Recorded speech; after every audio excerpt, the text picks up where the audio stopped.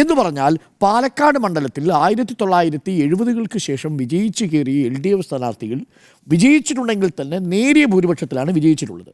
എന്ന് പറഞ്ഞാൽ ആ മണ്ഡലത്തിനൊരു പ്രോ UDF സ്വഭാവം ഉണ്ടായിരുന്നു. എന്നാൽ ശോഭാ സുരേന്ദ്രൻ്റെ വരവോടുകൂടി എന്താ അവിടെ സംഭവിച്ചത്? നമ്മൾ A ക്ലാസ് മണ്ഡലമാണെന്ന് പറയുന്നുണ്ടെങ്കിലും അവിടെ മുനിസിപ്പാലിറ്റിക്ക് അപ്പുറത്തേക്ക് BJPക്ക് ഒരു സ്വാധീനവുമില്ല എന്ന് തുടർച്ചയായി തെളിയിക്കപ്പെടുന്നു എന്നുള്ളതാണ്. സ്വാധീനമില്ല എന്ന് പറയാനുള്ള കാരണം വിജയം നിശ്ചയിക്കാനുള്ള വോട്ട് മുനിസിപ്പാലിറ്റിക്ക് പുറത്ത് BJPക്ക് സമാഹരിക്കാൻ കഴിയുന്നില്ല. അത് കഴിഞ്ഞ പക്ഷേ ഉദയഭാസ്കർ വരുന്നത്. ഉദയഭാസ്കർ ആ വോട്ട് ഇറങ്ങി പോകുന്നു. അപ്പോൾ O രാജഗോപാലിന് കിട്ടിയ വോട്ടുകൾ കുറച്ച് വ്യക്തി കേന്ദ്രീകൃതമായ വോട്ടുകൾ കൂടിയുണ്ട്.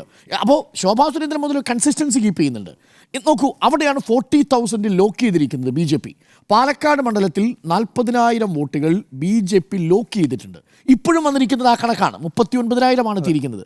ആ കണക്കിലും അപ്പുറത്തേക്ക് BJP പാലക്കാട് വളർന്നിട്ടില്ല. അത് നമ്പർ 1.